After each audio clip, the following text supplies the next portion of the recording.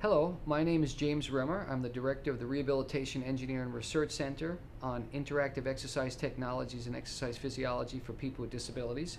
And what I'm going to show you today is a conceptual model of what we have learned in the literature and from our research in our laboratory is something called disability-associated low energy expenditure deconditioning syndrome. This is a condition that is caused from a lack of physical activity during the day and during the week. The leads is caused by two sets of antecedents. The first set are personal antecedents, which relate to impairments associated with the disability, secondary conditions such as pain and fatigue, reduced employment status, and other category which deals with over-medication or aging with a disability. All of these lead into the portal of physical inactivity. The second set of antecedents include environmental factors such as inaccessible facilities, lack of accessible equipment, poorly designed communities, policy issues where we don't get increased access to transportation, and community health. Both sets of antecedents lead to this high rate of physical inactivity, which begins the chain of events that leads to sarcopenia and obesity.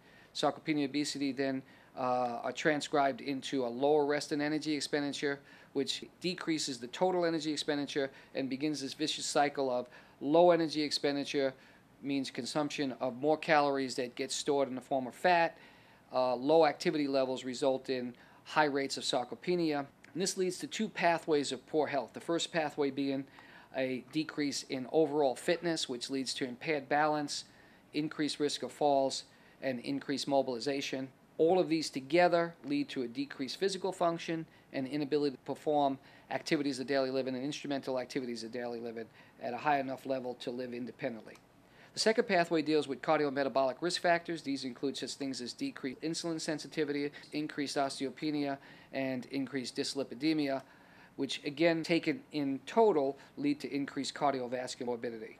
Both the decreased physical function and the increased cardiovascular morbidity increase sedentary behavior even more, and now we begin to see on the other side of the equation also a decreased total energy expenditure as a result of the person avoiding increased movement to reduce the risk of falls and other health consequences.